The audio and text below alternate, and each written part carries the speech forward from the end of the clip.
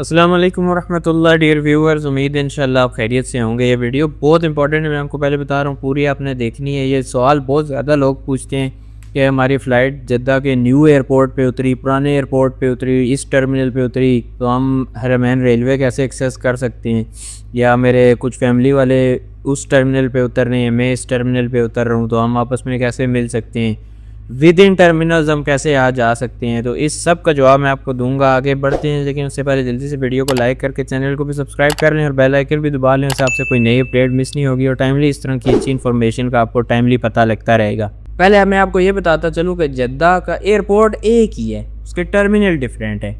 कुछ लोग इसको कहते हैं नया एयरपोर्ट, कुछ पुराना एयरपोर्ट। ये इन्फॉर्मेशन ज़रूरी इस वजह से है क्योंकि हमारे लोग अक्सर, आपको पता है कि बाय बस जाते हैं, और बाय बस ये होता है कि शेयरिंग पैकेज होता है। उसमें यह होता है कि जनरली बस वाला जो होता है वो पहले इस होटल से बंदे उठाए, दूसरे होटल से बंदे उठाए, तीसरे होटल से उठाए। डिफरेंट लोग होते हैं, उनकी डिफरेंट एयरलाइंस होती हैं, तो वो फिर बस वाला आपसे पूछता है कौन से टर्मिनल पे जाना है, तो उधर आप कंफ्यूज हो जाते हैं कि ये क्या हो गया। मैंने ऐसे केसेस खुद देखे हैं। मुझे तो लास्ट टाइम जब हम अल्लाह ने बुलाया था 2024 में गए थे, मुझे तो पता था कि हमारा कौन सा टर्मिनल है। तो ऐसा हुआ कि बस वाले ड्राइवर ने जाके गलत टर्मिनल पे बस रोक दी और उतरने का कहा। मैंने कहा ये तो हमारा टर्मिनल नहीं है। फिर उसने मुझे कहा कि अपना मुझे जो टिकट है वो दिखाओ। मैंने उसको टिकट दिखाया, कहता है सऊदी एयरलाइन है। मैंने कहा जी। कहता है कि ये किधर उतरती है, पता है? मैंने कहा ये नए वाले टर्मिनल पे उतरती है, जिसको टर्मिनल 1 कहते हैं। तो फिर उसने वापस सवारियों को बिठाया और उस टर्मिनल पे जाके उतारा। तो बस ड्राइवर्स को मोस्टली वहाँ पे नहीं पता होता क्योंकि फ़्लाइट्स बहुत ज़्यादा होती हैं ना। अब सिर्फ ये नहीं होता कि air blue, PIA, Saudi airline, इनसे लोग आ जा रहे हैं, और दर्जनों एयरलाइंस हैं जिनके थ्रू लोग आ जा रहे होते हैं, और हर एयरलाइन दूसरे टर्मिनल पे उतार रही होती है। सऊदी किसी और टर्मिनल पे उतारेगी, PIA किसी और टर्मिनल पे उतारेगी, एयर ब्लू किसी और टर्मिनल पे उतारेगी। तो इतना डिफरेंस होता है। तो फिर ड्राइवर्स को नहीं पता होता है, इन्फॉर्मेशन आपको पता होनी चाहिए। इसी वजह से इस पर मैं पहले भी वीडियोस बना चुका हूँ कि क्या जद्दा के 3 एयरपोर्ट हैं। नहीं, वो 3 एयरपोर्ट नहीं, वो 3 टर्मिनल्स हैं। वो वीडियो आप ज़रूर जाके देखें, आपको यहाँ पे सामने थंबनेल भी नज़र आया है। और एक वीडियो में मैंने फिर बताया था कि कौन सी फ़्लाइट कौन से टर्मिनल पे उतरती है, तो वो भी बहुत ज़्यादा इंपॉर्टेंट वीडियो है। वो दोनों भी आपने इस वीडियो के साथ देखनी है और यह भी एंड तक देखनी है। इस वीडियो में मैं आपको बताऊंगा कि आप एक टर्मिनल पे उतरें तो आप दूसरे टर्मिनल कैसे जा सकते हैं। मैंने आपको 3 एग्जांपल्स दी कि सऊदी एयरलाइन के थ्रू आप जाएंगे तो टर्मिनल 1 पे उतरेंगे, जो नया टर्मिनल बना है, जहाँ पे वो बहुत बड़ा एक्वेरियम है, दुनिया का सबसे बड़ा एयरपोर्ट एक्वेरियम है। उसको लोग नया एयरपोर्ट भी कहते हैं जनरली। तो मान लेते हैं नया एयरपोर्ट या नया टर्मिनल, वो टर्मिनल 1 है। फिर एयर ब्लू जिस पे उतारती है वो टर्मिनल N है, जो बिल्कुल ऐसे सीधा सा करके है, उसको टर्मिनल N कहते हैं, नॉर्थ टर्मिनल। और फिर PIA जिस पे जाकर उतारती है उसको हज एंड उमरा टर्मिनल कहते हैं, हमारे यहाँ उसको जनरली हज टर्मिनल कहा जाता है। तो ये तीनों डिफरेंट टर्मिनल हैं। एयरपोर्ट एक ही है, यानी ये अगर आप फ़ोन देखें ना, ये एरिया है, ठीक है, ये सारा एयरपोर्ट है। यहाँ पे टर्मिनल 1 है, यहाँ पे टर्मिनल N है, यहाँ पे हज एंड उमरा टर्मिनल है, इस तरह से है। वो एयरपोर्ट एक ही है, बात समझ आ रही है? लेकिन फिर भी क्योंकि बड़ा बहुत ज़्यादा है, तो टर्मिनल टू टर्मिनल फासला इतना है कि अगर आप बाय गाड़ी जाएंगे तो आपको 15-20 मिनट लग जाएंगे एक टर्मिनल से दूसरे टर्मिनल जाते।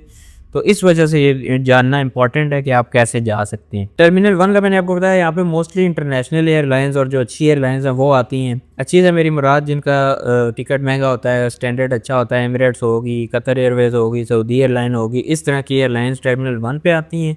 फिर जो लोकल सी एयरलाइंस होती हैं कंट्री वाइज, एयर ब्लू होगी, वीज़ एयर होगी, वगैरह वगैरह, ये सारी टर्मिनल N पे जाती हैं। और फिर हज एंड उमरा टर्मिनल पे भी कुछ एयरलाइंस जाती हैं, लेकिन मोस्टली ये जो टर्मिनल है ये हज के दौरान ऑपरेट होता है, हज एंड उमरा टर्मिनल या हज टर्मिनल, ठीक हो गया। तो ये 3 टर्मिनल्स आपने जाने हैं। अगर आप जानना चाहते हैं कि आपकी एयरलाइन कौन सी टर्मिनल पे जाएगी, तो मैंने बताया आपने वो वीडियो जाके देखनी है, उससे आपको पता लग जाएगा इंशाल्लाह। तो अब बात करते हैं कि जाना किस तरह से है। आप पैदल भी जा सकते हैं, आप टैक्सी के थ्रू भी जा सकते हैं, और आप शटल के थ्रू भी जा सकते हैं। अगर आप पैदल जाएंगे, अब बंदा एक टर्मिनल से दूसरे टर्मिनल जाता क्यों है? लेट्स सपोज आपकी टर्मिनल N पे फ़्लाइट उतरी है, ठीक है, और आप हरमैन रेलवे लेना चाह रहे हैं, तो आप टर्मिनल N से एक्सेस नहीं कर सकते, आपको उसके लिए टर्मिनल 1 जाना पड़ेगा। क्योंकि मैं जब गया था लास्ट टाइम उमरा पे, तो मैंने आपको उमरा व्लॉग में दिखाया था कि टर्मिनल 1 और हरमैन रेलवे स्टेशन जुड़े हुए हैं, यानी ये आप टर्मिनल 1 से ही ये रेलवे के स्टेशन में पहुंच जाएंगे। ठीक है, समझ आ रही है बात? तो इस वजह से लोग रेलवे के लिए, मेजॉरिटी लोग एक्सेस करने के लिए विद इन टर्मिनल्स ट्रांसफ़र करते हैं। तो उसका मैंने आपको बताया पैदल रास्ता है, लेकिन पैदल आपको 40 से 50 मिनट लग जाएंगे और फिर सामान के साथ पैदल फिजिबल नहीं है।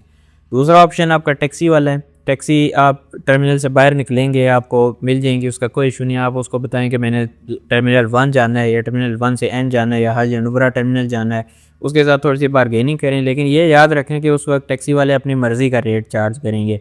जो रेट सुनने में वो 80-90 रियाल तक भी सुनने में है, इवन 100 रियाल भी कुछ लोगों ने पे किए हैं एक टर्मिनल से दूसरे टर्मिनल जाने के लिए, क्योंकि टैक्सी वालों को पता है इसकी मजबूरी है, इसने जाना ही जाना है। तो वो फिर उन्होंने फ़ायदा उठाने के लिए रेट ज़्यादा रखे होते हैं, लेकिन फिर लोग मजबूर होते हैं, अब क्या करें, तो वो दे देते हैं। तो ये जनरली रेट आपने जहन में रखना है अगर आप बाय टैक्सी जा रहे हैं।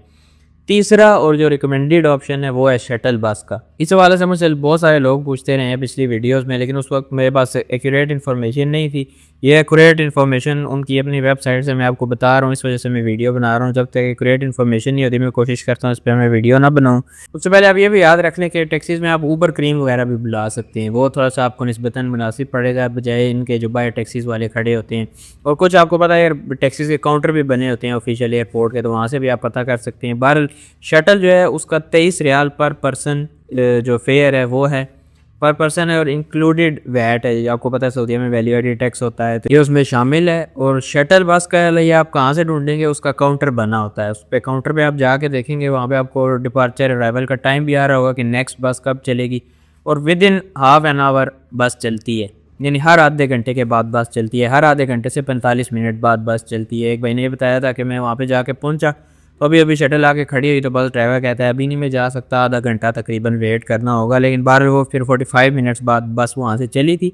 लेकिन ये चलती ज़रूर है, टाइम टू टाइम चलती है, इसमें आपने थोड़ा सा टाइम मार्जिन रखना है। टैक्सी में यह है कि आप फ़ौरन चले जाएंगे, लेकिन इसमें थोड़ा सा आपको टाइम मार्जिन रखना है। लेट्स सपोज आपने रेलवे बुक की हुई, आप टर्मिनल एन पे उतरें, तो टर्मिनल एन पे उतरने और रेलवे तक पहुंचने के लिए आपका सफिशेंट 3-4 घंटे का टाइम होना चाहिए, क्योंकि उसमें आपने बैग भी लेना है, उसमें भी कभी कभी देर आ जाती है, आपको पता है सामान डिले हो जाता है, फिर वो भी आपने कलेक्ट करना है। फिर अगर आप सिम वाला सिस्टम करना चाह रहे हैं, फिर मैंने आपको बताया शटल में भी टाइम लगेगा, तो कम से कम 3-4 घंटे ये आपने रखने हैं। ये टाइम फ्रेम आपने अपनी एहतियात के लिए, ठीक है। तो इस तरह से है, वो काउंटर पे आप जाएंगे इजीली, आप पर पर्सन 23 रियाल पे करके उस शटल के थ्रू जा सकते हैं। और ये हर आधे घंटे बाद चलती है, मैंने आपको बताया, और ये हर टर्मिनल से चलती है, हाई टर्मिनल से भी चलती है और टर्मिनल एन से भी चलती है और टर्मिनल 1 से भी चलती है। तो उम्मीद इंशाल्लाह अब आपको समझ आ गई होगी कि मैं अगर विद इन टर्मिनल ट्रैवल करना चाह रहा हूँ तो मेरे पास क्या क्या ऑप्शन है, और मैंने आपको रेट भी बताने की कोशिश की। पैदल वाला तो आपको पता लग गया, टैक्सी वाला भी मैंने बता दिया, और ये शटल वाला भी बता दिया। ये मुझसे बहुत ज़्यादा लोग पूछ रहे थे, तो आखिरकार मैं इस पर वीडियो ले आया हूँ, लोगों के साथ ज़रूर शेयर करें। स्पेसिफिकली जो टर्मिनल एन, ये होता है ना कि टर्मिनल एन पे जो फ़्लाइट्स उतरती हैं वो निस्बतन सस्ती होती हैं, तो फिर ये लोग कोशिश कर रहे होते हैं कि टर्मिनल एन पे उतर के चलो हम टर्मिनल 1 पे जाके तो अरमैन रेलवे ले लें, जो कि एक अच्छा फास्ट तरीका है मक्का या मदीना पहुंचने के लिए। तो इस वजह से ये उन लोगों के साथ ज़रूर शेयर करें जो हुआ है ऑलरेडी उम्रा पे, जिनकी तैयारी है, उनके साथ भी ज़रूर शेयर करें। इन्फॉर्मेशन पता होनी ज़रूरी है। मैंने आपको बताया कि बस वालों को नहीं पता होता कौन सा टर्मिनल है, तो ये इन्फॉर्मेशन आपको खुद पता होना बहुत ज़्यादा ज़रूरी है। इसी तरह के इन्फॉर्मेटिव वीडियोज़ के लिए चैनल को लाजमी सब्सक्राइब करें, और उम्रा सीरीज़ के नाम से एक प्ले लिस्ट है वो ज़रूर देखें। इसी तरह उम्रा व्लॉग्स भी ज़रूर देखें, इसमें मैंने प्रैक्टिकली ये चीज़ें दिखाई हुई हैं। दूसरों के साथ भी ज़रूर शेयर करें। मिलते हैं आपसे नेक्स्ट किसी वीडियो में, तब तक के लिए अल्लाह हाफिज़।